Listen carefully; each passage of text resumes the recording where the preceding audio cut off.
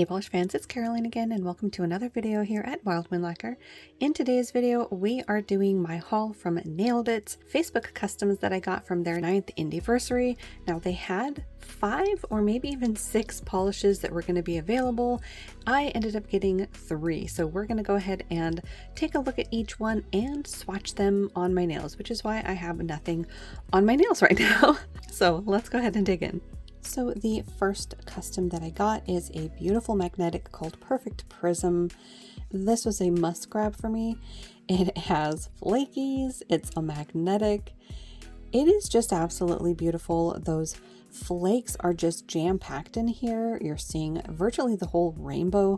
Plus there's these little tiny aqua blue metallic ones, and then this hollow flame in the magnetic particle. It is so gorgeous. So we are going to take a look at it magnetized and unmagnetized. Here is just one coat. Let's say this is a new setup and the first time doing swatches this way. So that's just one coat. We're going to go ahead and use our little magnet. And as always with magnetic polishes, you keep the magnet over the nail for at least 30 seconds. The longer the better to hold those magnetic particles in place. So there we have one coat magnetized. I will say in one coat this is fairly opaque. I mean, it's not a one coater by any means, but it's got quite a lot of pigment going on. So the pointer is magnetized, middle finger is unmagnetized. And here's our second coat for our magnetized version.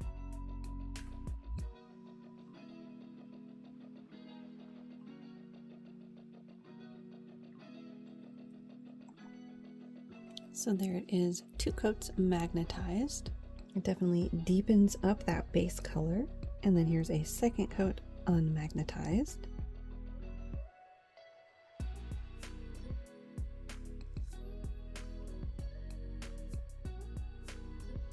So there you can see the nice deep color that the magnetic version got. I do feel like where that wand put the magnetic pull was right there towards the base of my nail, so not your standard cat's eye. It's almost like a reverse French tip there, and then here it is unmagnetized. I actually really think it looks beautiful that way. You can't quite see the flakies as predominantly, but I like that you can see the teal flakes quite nicely, and then that hollow flame is just all over the nail.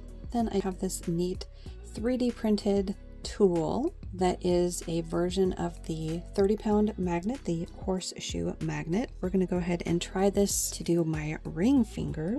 So I'll have the information about where I got the 3D printed magnet, but a lot of other little brands seem to be coming out with their own versions. I know for the Polished Gamers box this month, they are going to have like 2 different versions of a 3D printed horseshoe style magnet. One's going to look like a game control pad, and then the other one is going to look like something from Mario Brothers. So very fun stylized versions of these magnetic tools, and that looks beautiful with just the one coat. On that one I feel like I can see the flakies a little bit more, but we're going to see how a second coat works here. And here's our second coat in our little U-shaped magnet. I have yet to actually do a full manicure with this, but I do really like how this one is turning out. That looks beautiful. And with this style, I'm going to leave it in the tool until the polish is dry. When you top coat while you're in it, or you can top coat and then put your finger back in the magnetic tool. That way, when you top coat and re-wet your polish, you still have those magnets doing their job and pulling the magnetic particles. And then for the other polishes, obviously when you're not magnetizing it, you don't have to worry about reapplying the magnet, but then once you top coat the cat's eye effect, you want to reapply the magnet as well. And the top coat that I'm using for this video is from All Mixed Up Lacquers. And then for the pinky, while I was waiting for that ring finger to dry, I sort of set it off to the side while the ring finger was like that.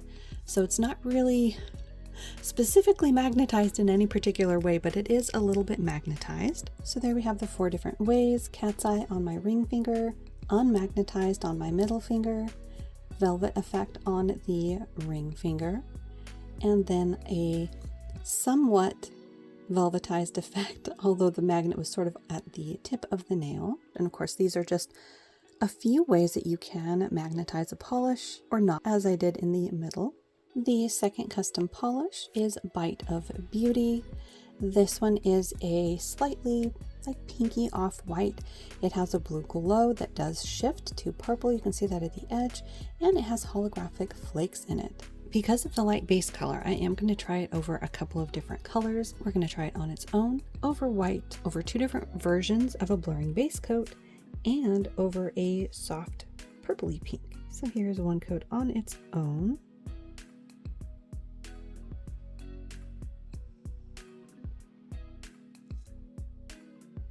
Beautiful shimmer.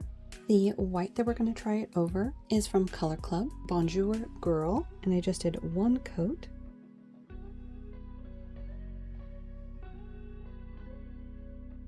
That definitely helps with the opacity. And then the first blurring base coat we're going to use is from Cupcake Polish. This is their VNL Blur base. We'll see if any of these need more than one over a base. But I like that. That adds sort of this pinky hue to it. And then the second one that we're going to try is a blurring base coat from Polished for Days. This one is Soft Focus Lavender Ice. Wow, that is really pretty. And then on my thumb, I'm going to try this over Orly's Kaleidoscope Eyes. And I will say it's a little bit more pinky than a purple. Maybe we'll try a sixth option and try it over purple, like a dark purple, maybe Synthetic Symphony. So there it is over Kaleidoscope Eyes. That works beautifully. So yeah, I think we will go ahead and pull a fifth undie option and try a dark purple. And I actually already have one swatched out here. I think this was Indie from Orly. So let's go ahead and see how this one looks. Okay, wow, over a darker color, we are gonna get quite a different color. Wow, holy moly. That dark purple almost disappears, but you can see that shimmer coming through nicely because there is a white cast to Bite of Beauty. It does mask a lot of that darker color coming through, but it's definitely doable. All right, now we're going to do a second coat of Bite of Beauty on its own.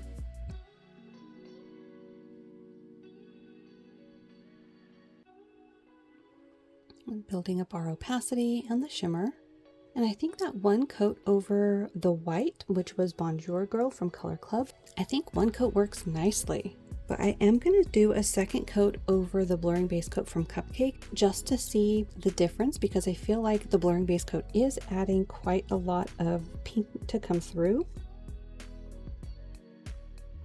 There's two coats over the VNL Blur from Cupcake. And then we're going to do a second coat over Lavender Ice from Polished for Days. Again, I don't think it necessarily needs it, but I also sort of smooshed the fingers as I was doing my thumb. But there it is in two coats. And I think we will add a second coat to Kaleidoscope Eyes. And I'm just smooshing stuff all over the place. I smooshed the side of this one as well. There's two coats. Obviously with two coats, we're going to blur out more of that base coat. More of Kaleidoscope Eyes goes away.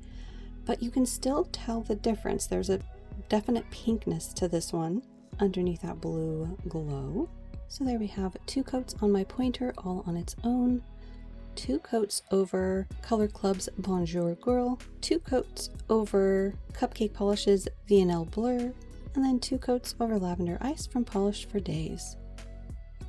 And then two coats over Kaleidoscope Eyes from Orly, and one coat over Indie also from Orly. So obviously that gets us the biggest difference because it is the darkest color we tried it over. Next up is the orange. This one is Scarlet Ember. This one is a beautiful, rich, fiery orange that has a golden shimmer to it. In that golden shimmer, there are shifts to green, as you can see there at the corner. And there is like a reddish hue to this shift as well that you can start to see down here. And because this is a shimmer polish, I decided we'd try this over a few different colors and bases as well, plus on its own. So here we have one coat all on its own on my pointer. This is jam-packed full of that beautiful shimmer. One coat over the white from Color Club, that was Bonjour Girl. And this definitely helps with that opacity. In fact, I think a lot of people would be just fine with a single coat over that color. That does a wonderful job. Then I decided to pick a dark orange. This is a burnt orange from Essie called Head to Topaz. Now obviously this is going to give it more of a dark tone because it is a richer fall burnt shade, but oh my goodness, look at that. That is right up my alley. I would absolutely wear that as a combo. That is stunning. Then we're going to try it over a blurring base coat. This is the V&L Blur from Cupcake Polish. Trying to get all the way to the edge on my tiny little pinkies. So there it is in one coat over the V&L Blur. The other one that we're going to try it over is a brighter shade of rich orange called Bird of Paradise from Orly, and that looks beautiful too. And then here is a second coat all on its own. I've actually been very impressed with the opacity of these colors on their own. I don't know that I see too many people needing a third coat for this one. Rich and opaque. I think over the white, which is on my middle finger, it definitely gets the lightest. But while we're testing things, let's just go ahead and see if a second coat over the white makes a difference. If it's even worth it. Adding another coat of something. So there on my pointer is 2 coats on its own. On my middle finger is 2 coats over Bonjour Girl, that white. And I do see a subtle difference, but it is a very, very subtle difference. So I don't know if it's completely necessary with this polish. Look how shiny that is, so sparkly. So there's 2 coats on my pointer all on its own. 2 coats over Bonjour Girl, which I think I got a little too gung-ho on that second coat. You can see it sort of sliding off one side of the nail. 1 coat over Essie's Head to Topaz, and then 1 coat on my pinky over the V&L Blur from Cupcake. So there we have the 3 polishes that I got from it. Nailed It. Let me know which one was your favorite down below. I gotta say, I really, really like Scarlet Ember over Head to Topaz. I think that creates this beautiful, rich look. I don't know how much of a difference you're gonna see on camera, to be honest, but in person, it's definitely deeper. It has a darker base to it that I really enjoy. But all 3 colors were beautiful. I think you know which one was my favorite. The magnetic with those flakies was utterly gorgeous. But let me know which one was your favorite down below. And as always, thank you so much for hanging out with me and looking at beautiful polish. Enjoy the rest of your day, and I will see you in that next one.